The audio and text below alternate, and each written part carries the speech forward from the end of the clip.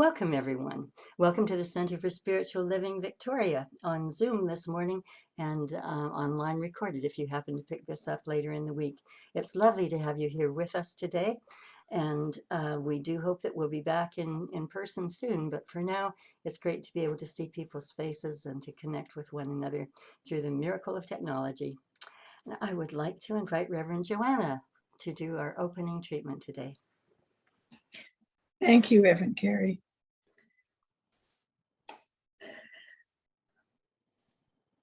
I know with every fiber of my being that God, Spirit, Principle, Universal Consciousness, whatever name you choose to call that one power in the universe, is truly everywhere, all the time. And I know that that one power is expressing through me and through every aspect of the universe in this moment, in this very moment. And knowing that unlimited power is everywhere present, I know there is no room for anything that does not align with the qualities of that one power. So the principles of love, of truth, of peace, of compassion, of health, prosperity, those principles are also everywhere present all the time. And they are present in each one of us.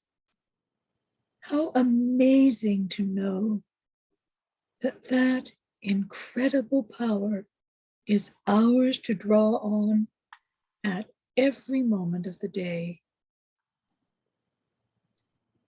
As we know the truth of who we are, spirit in form, we know the truth that that healing principle is available to each one of us in this very moment.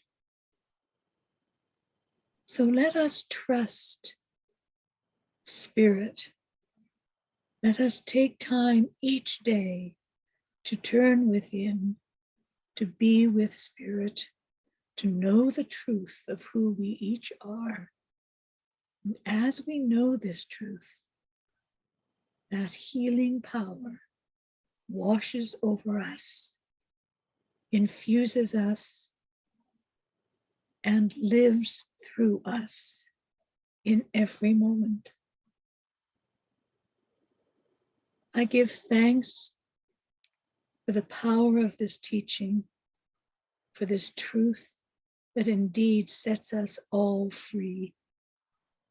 I give thanks for this community, for Reverend Carrie, Reverend Jennifer, Reverend Rachel, and for Lesia, our practitioner, who has done so much good work with us.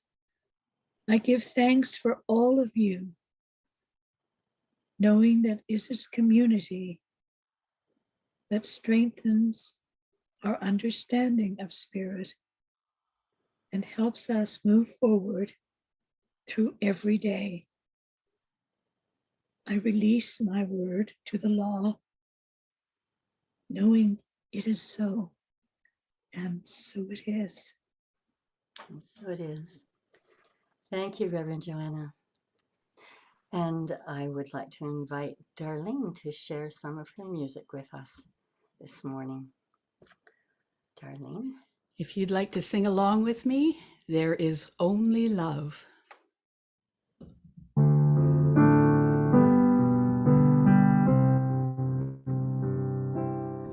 In this moment, in this place, I remember who I am, letting fear and worry fall away away from me. I open my eyes and see there is only love. There is only love. Love that heals, love that sets us free. There is only love.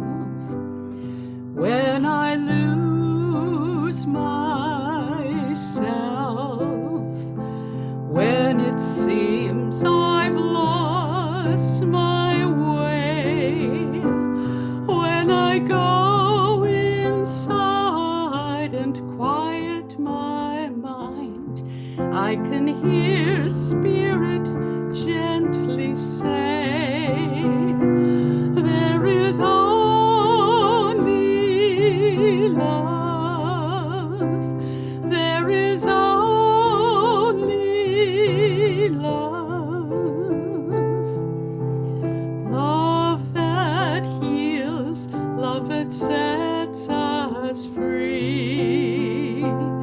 There is only love. Love that heals, love that sets us free.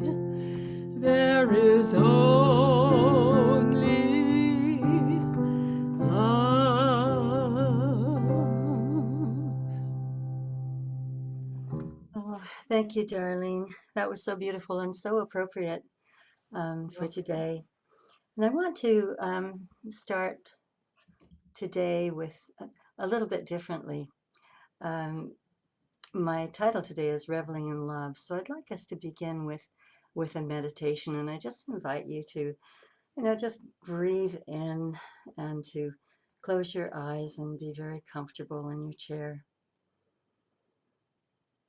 And as you're breathing, just allow that breath to go deeper and deeper and to feel more and more relaxed.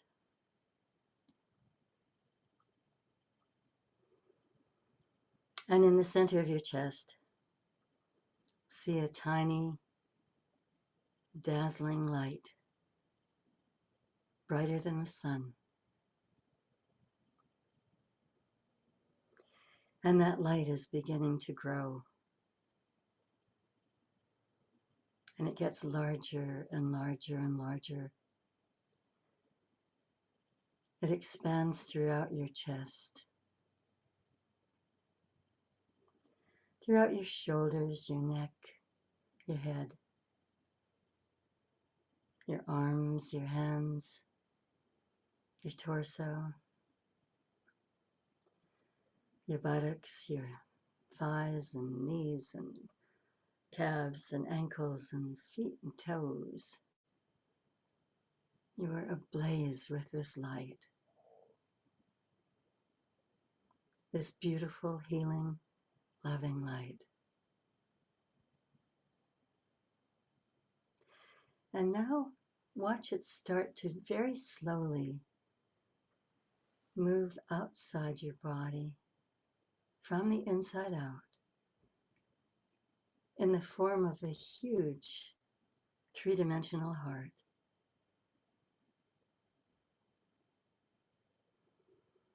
And that heart is ablaze with this dazzling white light.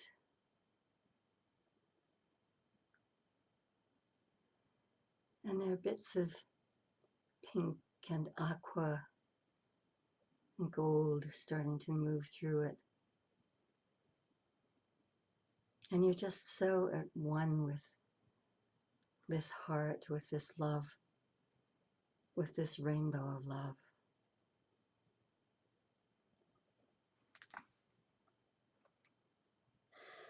And imagine feeling more love from someone than you have ever known, ever in your life.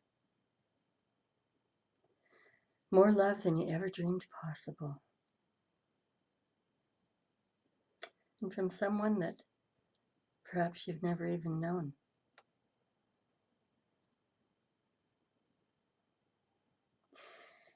It's even more love than you felt from your mother when you were a baby.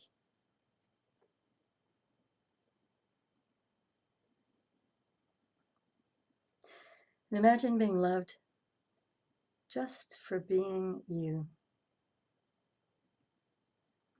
Loved unconditionally, exactly the way you are. And you don't have to do anything to earn it. None of your shortcomings matter. No one, no thing can take this love away from you. Not now, not ever. It will always be with you. It's like being in an endlessly warm bath where you are relaxing more and more. And you feel as if you're just dissolving into love. This love is actually part of you, and it's always flowing through you. It's like the subatomic texture of the universe that connects everything.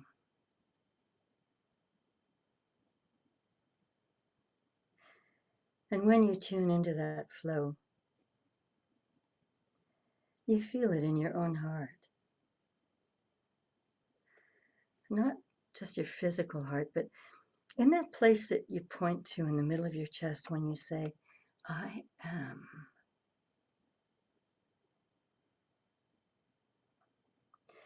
This is your deeper heart, your intuitive heart.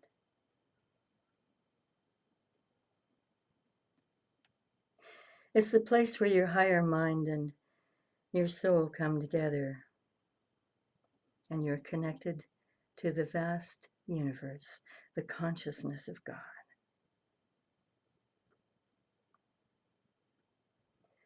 It is perfect love.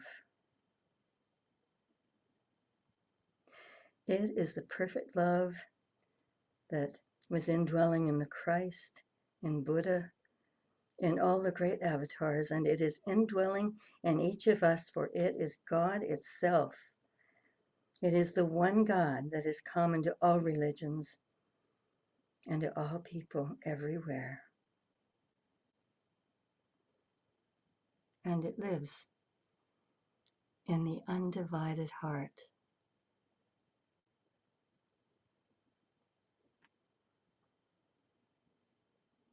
Feeling this, hold it in your heart as you slowly open your eyes and allow the awareness of that love to stay with you. That expansiveness in your heart.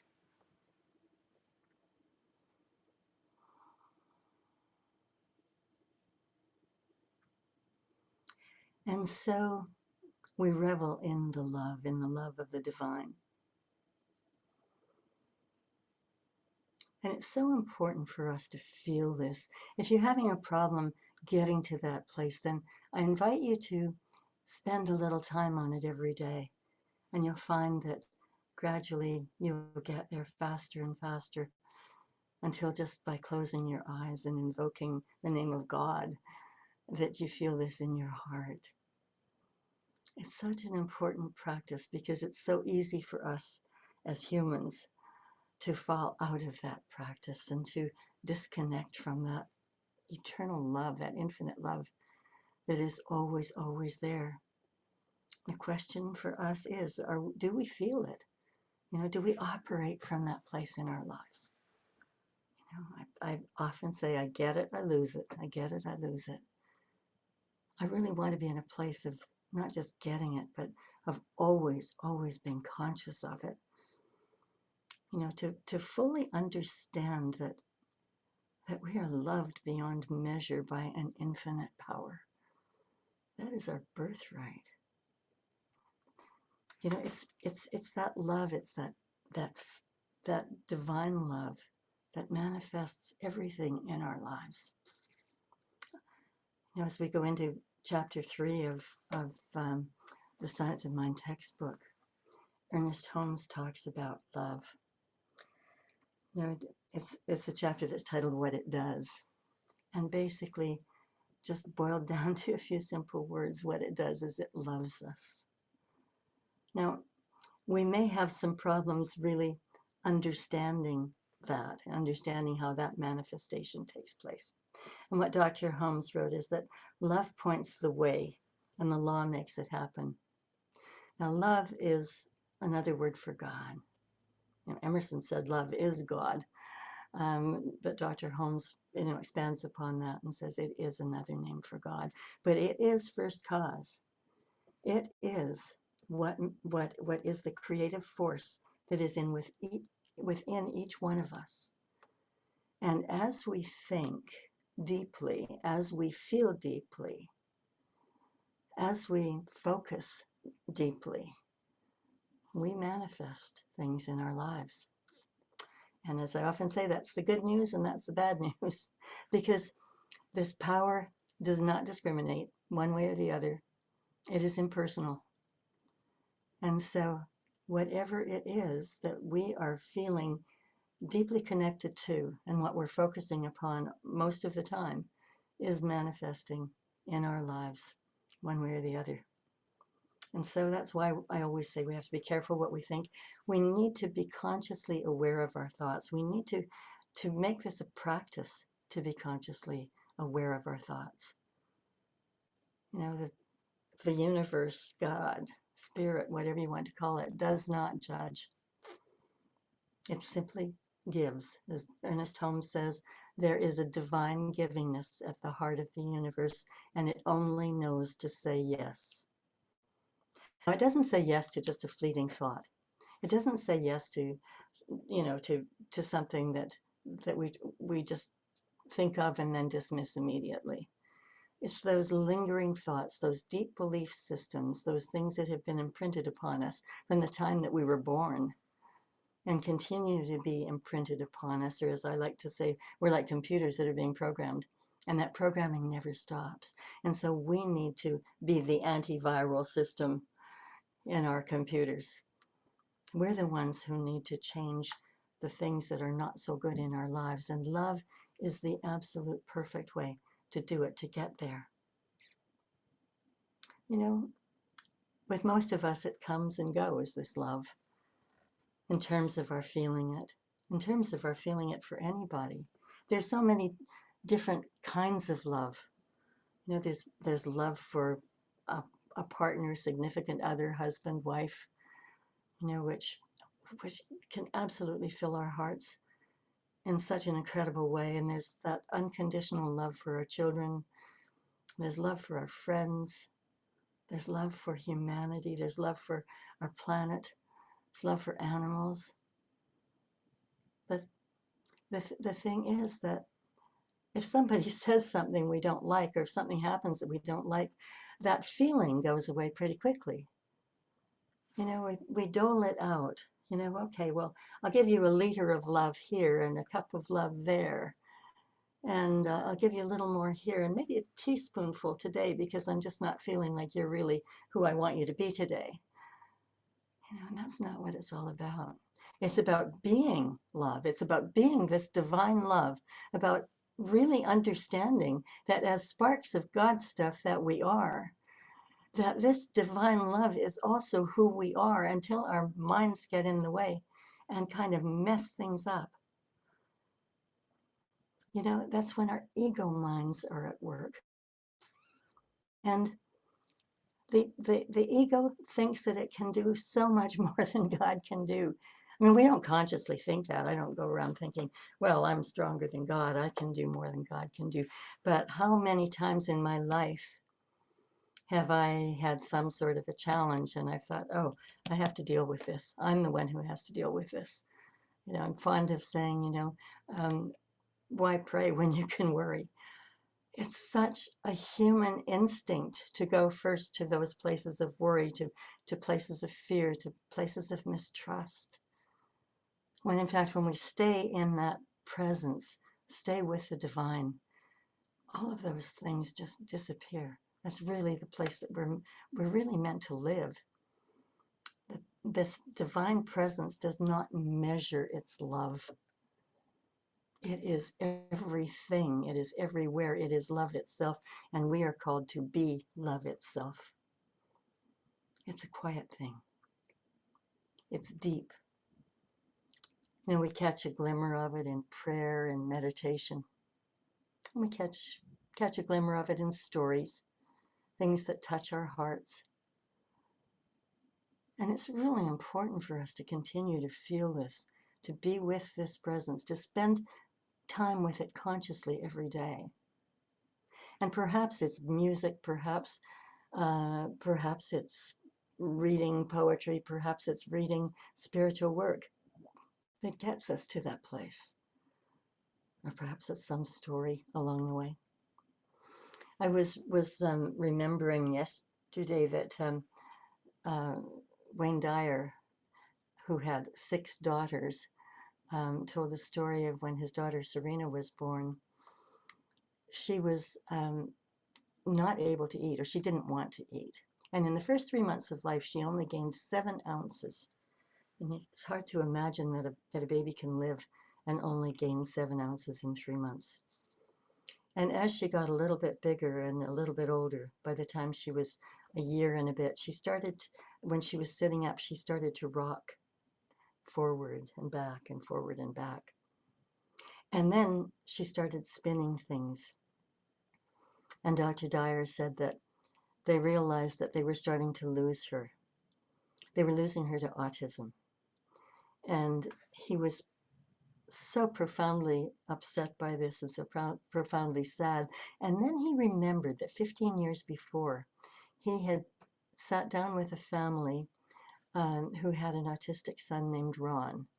Ron was spelled R-A-U-N, and some of you may have seen the movie about his life. It was called Sunrise, and that was spelled S-O-N, and then capital R-I-S-E. And Ron was a baby who didn't sleep. He just didn't sleep at all, but he also was not conscious of what was going on around him. And doctors said that he really had to be institutionalized, that there was absolutely no hope for him. And his parents would not accept that.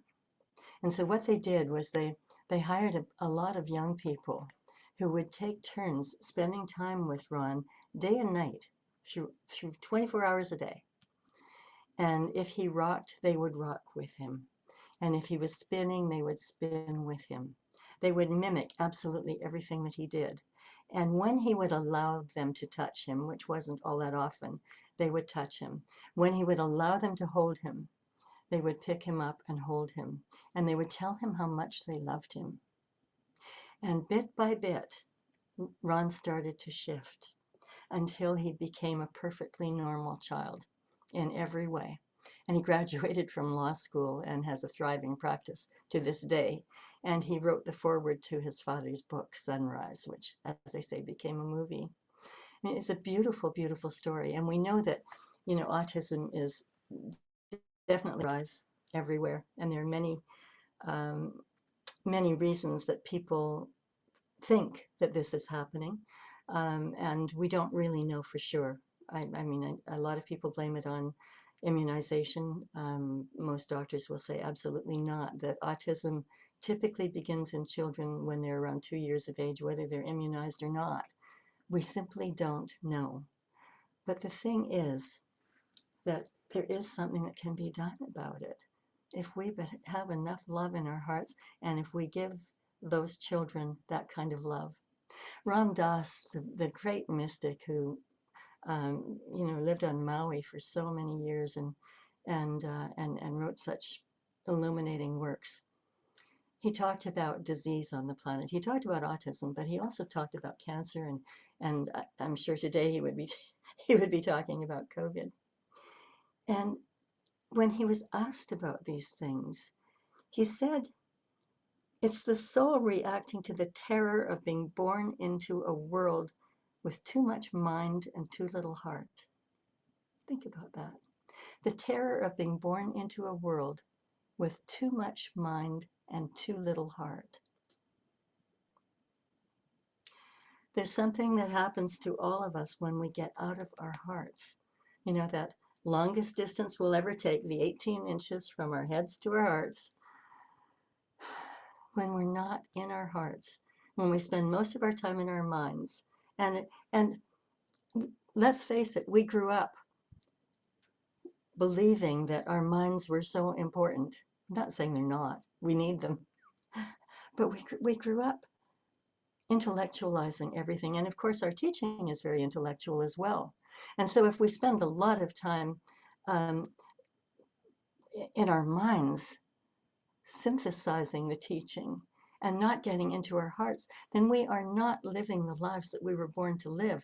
We really need to understand that we need to be using our hearts, using that love within us throughout our lives, for everyone, for everything, and not to just stay in our heads all the time, not to be in judgment, not to be in criticism, not to be discerning what we think is right and what we think is wrong and what we think makes whatever happen, but instead to be in a place of love where no matter what anyone is saying around us, what anyone is thinking around us, that we come from that place of pure, unconditional love that is the love of the divine.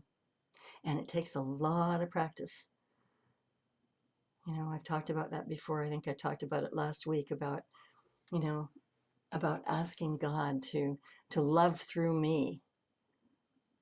You know, if I'm upset about something, if I'm upset about someone, please love through me, love that person through me, love me through that person, until we can feel it in our hearts. Not just, again, not just an intellectual exercise, but again, feeling it in our hearts. You know, we can manifest through our will, or we can manifest through consciousness. And the thing is, when we're manifesting through will, it isn't going to last. You know, we can keep our will on something only so long, and then we get bored with it. And then it starts to disappear. But when it's a consciousness shift, when it comes from a place of love, when it comes from a place of pure love, that shift takes place. And we are able to become much lighter beings. And we're on a greater path to complete alignment with God.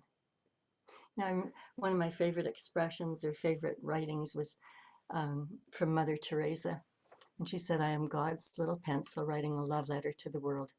Isn't that beautiful? God's little pencil writing a love letter to the world. She was really a remarkable woman.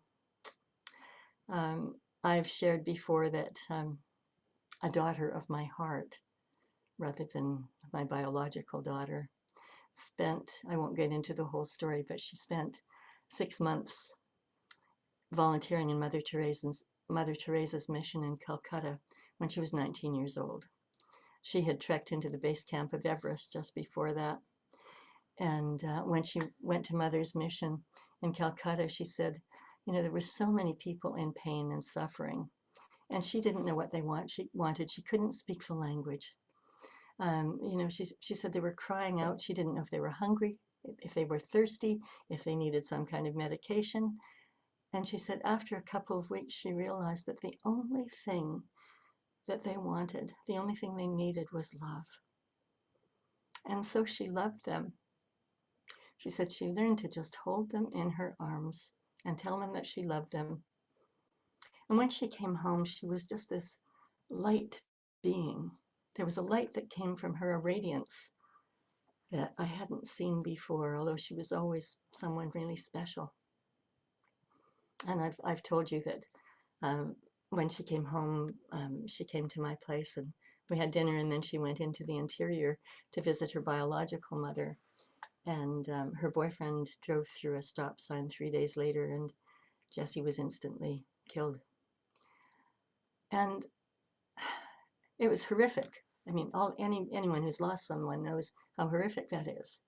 And at the same time, I knew that Jessie did everything she came to do.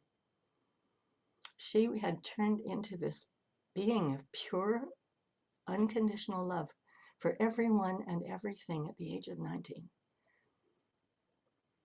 I learned so much from her. And, when we think about it, when some young person passes suddenly, sometimes it's really about alerting us to that love, that really special love that is unconditional, that lives forever inside us. We're here to be that kind of love, not to be nuns and priests and and to live on a mountaintop somewhere and to be praying all the time.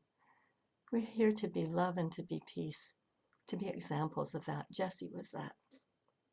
The other evening when I was feeling less than healthy, um, I someone sent me, actually it was David Call sent me a beautiful piece of music, as he often does. And I listened to that music. And then what popped up on my screen afterward was a podcast, or it was actually a lecture by a man named Dr. Eben Alexander. He was a neurosurgeon, or he is a neurosurgeon. And he told an amazing story. It's a 90-minute lecture. If you ever want to look it up and listen to it, I really recommend it. It's really interesting and it's very, very touching. He had gone to Egypt on business, and he didn't realize it, but while he was in Egypt, he contracted an illness, and he had encephalitis, which attacked his brain. And he was in excruciating pain and went into hospital and went into a coma for 7 days. And basically, the doctors said that his brain was just gone. I mean, he was brain dead. There was absolutely nothing there. And talked to his wife and family and said that really they needed to remove life support because there was just nothing left. He would just be a vegetable. And so the family agreed. And what Eben said as he was speaking is that, in those 7 days that he was in this coma, that he was on the other side, and he of course there was this beautiful tunnel of light, and he said that he was on the wings of a butterfly that was leading him toward that tunnel of light, and that on another butterfly there was a beautiful girl. And he said, so it was kind of nice being there, looking at her. But he said also there was this feeling of incredible love, a love so great that he could not describe it. And I've often heard people say, writers say, spiritual writers say, we can't describe God. There are insufficient words to really describe God. And he was saying this about love. There just were not enough words there. But he was reveling in that love while he was there. And he said that there came a point where his 10-year-old son appeared before him and told him that he had to come back. And he did, and that happened to be when he was removed from life support. And he said he had no memory of anything before that. He had no memory of anything that happened to him. The only memory he had was the memory of that deep and abiding love. But gradually, his memory started to come back, and he began to function again. The doctors all said it was impossible, but it took time, but he healed, and he's on the lecture circuit, and he said that when he was recovering at home, his older son, who is a student, who was about to become a neurologist himself, was sitting with him, and he said that his father had a light about him that he hadn't seen before, this incredible light. And he said that he could see that his father was completely transformed. And Evan said that indeed he had been transformed, that he knew that there was something much larger in life than anything that he had ever experienced before. Now, it happened that Evan had been an adopted child. He was adopted at birth. And what he knew was that his mother and father, I think, were both 17 years old, if memory serves me. And they were in high school, and there was no way that they could support a child. And so they gave him up for adoption. And he managed to find the place that looked after his adoption, and he wanted to get to know his adoptive parents. This was quite a few years before he had this near-death experience, and he was told that the family had just experienced a loss, and that um, they really wouldn't be up to seeing him right then. So he went on again for a while, and then this started to really stir up in him again when he was recovering from this coma. And he said he got in touch with the adoption agency again, and they said they would get in touch with the parents, and they did. And it turned out that his biological mother and biological father married after they got out of school, and they had other children. And so he wanted to see them, and they were eager to meet him and to have him come to their home and to meet their family. And they said that they also had another daughter, but she had passed a few years before, and he didn't ask anything about it. Um, and uh, and he said that he would like to have a picture of her, but nothing really happened that day. And then I think it was the next week in the mail, he received a photograph of the sister who had passed away, and it was the young girl, the beautiful young girl who was on the other butterfly. And I just thought, who could make that stuff up? I mean, what a beautiful, beautiful story. And again, in all of that love. And so he travels and he speaks about this. And, he said it was the deepest love that he had ever known. And he said, what we need to be careful about is getting our brains in the way. He said, our brains are a reducing valve. Think about that, a reducing valve. He said, it's the love. That's where everything comes from that is good in our lives. The primary thing that he learned in this coma was we are one world and one consciousness. And he said, you are deeply loved and deeply cared for forever. You are deeply loved and deeply cared for forever, and you have nothing to fear. And I think that it's such a valuable thing to remember that, but also valuable every day to remind ourselves, to repeat to ourselves, I'm a loving awareness of God. To claim this. This is who I am at my core. I am a loving awareness of God. And to learn to forgive, to just let God pour through. I remember one of my favorite books, The Sacred Yes, written by Reverend Deborah Johnson, who's a remarkable minister and powerful speaker. And she channeled a book, that particular book, and she's channeled other books as well. And she really said, what we're here to do is to fall in love with God. And she said, take God as your lover. I've mentioned this before. Take God as your lover. Remember when you first fell in love and you couldn't wait to be with that person you were in love with. At the end of every day, if you were working, you wanted to just run into that person's arms. You wanted to have dinner with that person. You wanted to talk about your day. You wanted to express your love for him or for her. It was just, it's such a powerful, powerful thing. And, you want to pick up the phone. So, well, back in my day, it was the phone. Today, it would be texting, probably. You'd be texting one another several times a day, just checking in to see how the day was going. What about checking in with God?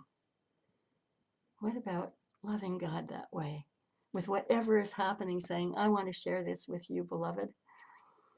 Today, I share this with you. This is what just happened to me. Thank you. I'm so grateful for this experience. Or let me tell you what's on my heart right now. I'm kind of struggling right now. I know that you are pure love. I know that you live in, as, and through me.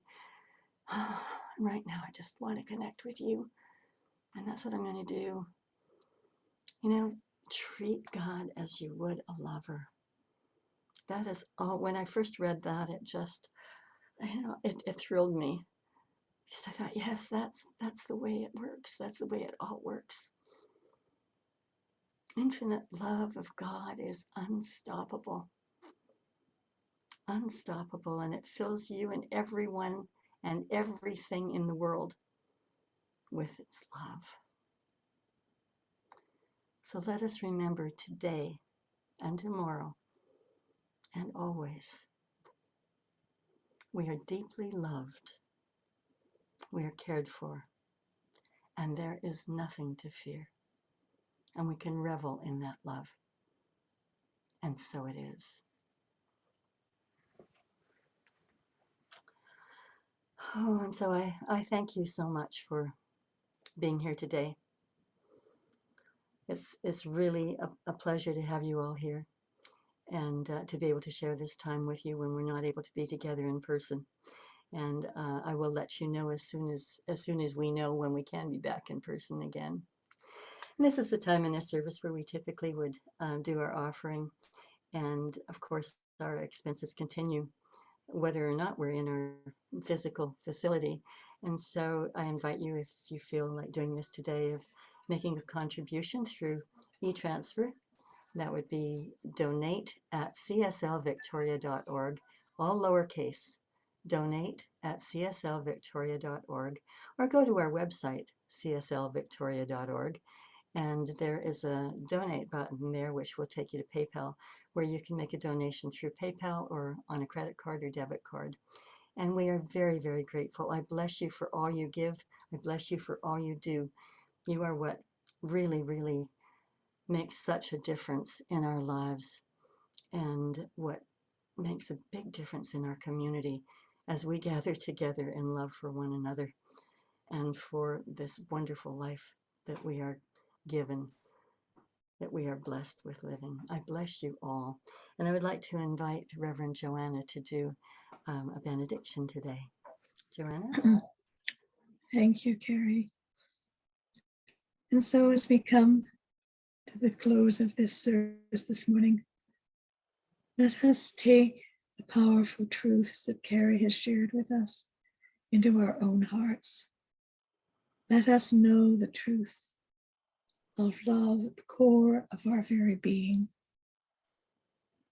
And as we know this truth, let us know that each of us is a spirit, is a segment of spirit in form, is a reflection of spirit, is an emanation, a creation of spirit, and is important in the world. We are here on purpose, each of us, and we are love in form. So let us express love wherever we go, wherever we are.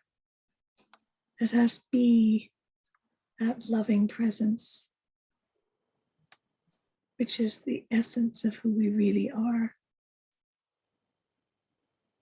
So let us go forth into this foggy gray day here in Victoria, or wherever you may be, knowing that love truly is all there is, and so it is. Thank you, Reverend Joanna. And I bless you all. Always remember that you are loved and that you are love itself in expression. And I look forward to seeing you all again next week. Have a wonderful, blessed week. And let us go forward just knowing that we're all healthy and safe, and that we're giving the boot to this virus, that it leaves the planet forever. And so it is.